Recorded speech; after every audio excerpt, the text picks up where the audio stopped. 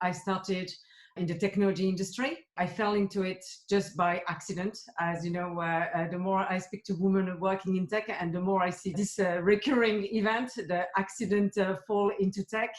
And I fell in love with it because you quickly realize that, technology is everywhere and it's part of your everyday life, whether you want it or not, and just enjoy career in tech. So I was to become a member of our diversity and inclusion committee at the EMEA level. And very quickly, I became very vocal. I hadn't been that much involved in the past until I was asked to be a member of that team. And I realized there was so much that was being done for women, essentially, to hire a lot of women internally, but we're not necessarily talking about what we were doing for women that were already hired, that women that we had in place.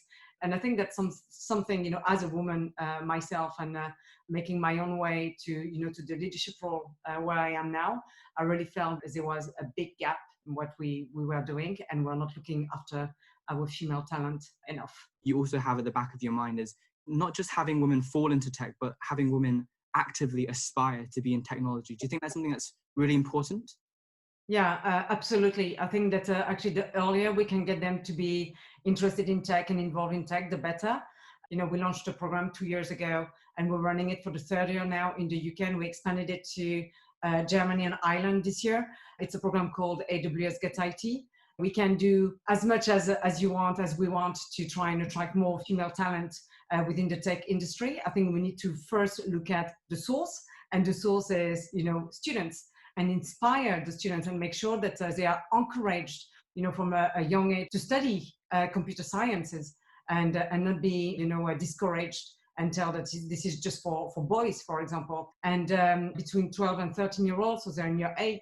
And to date, we reached out nearly like 25,000 students overall in the UK, and we're going to make that even more this year with Germany and Ireland. And we inspire them, and we get them to come and attend a boot camp at the Amazon office. We get them to think about everything that is around the technology. Obviously, we educate them around cloud technology and AWS services, but it goes beyond that. And it goes, through the design of an app, from the colors that you need to use. So we really inspire them, and we really want to make them realize that a career in technology is beyond coding. There's so much more that you can do. And the results to date have been phenomenal. Increase in number of girls selecting computer sciences for their GCSEs. They had to recruit a new IT teacher, and it basically doubled the size of the class.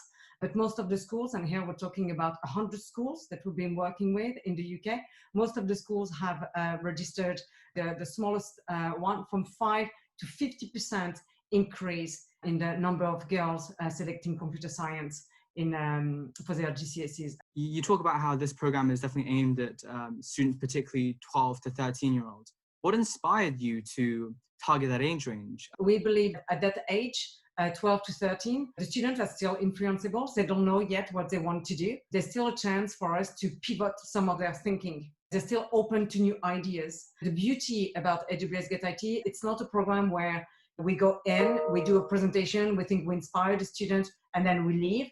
We actually have a total of 7 touch points. We really build a relationship with the school and the students, and we allocate female ambassadors, so someone from AWS to the school, and that person is becoming a role model and a mentor to the students.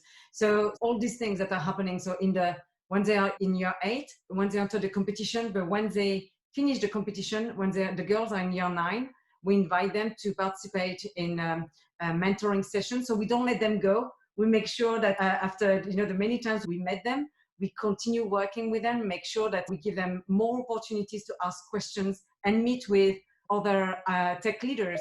So that's where we invite our partners and customers to come in and share their experience as well with the students. I was really surprised during the 2 years that we ran the program to learn that some schools don't even teach computer science.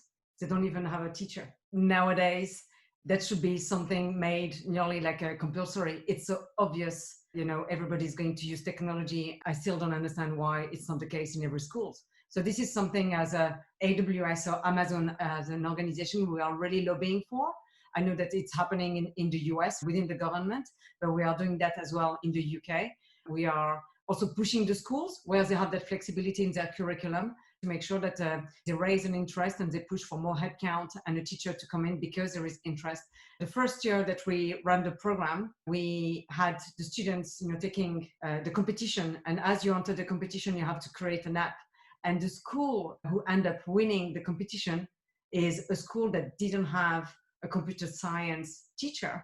At the back of the competition, they succeeded in getting a new class approved, and they now have a computer science teacher as part of the school and the curriculum. As we grow in every diversity and inclusion initiative, depending on who your stakeholders are, everybody's looking at different metrics and everybody's looking at ROI. Anything that is about inclusion and diversity is a long-term investment.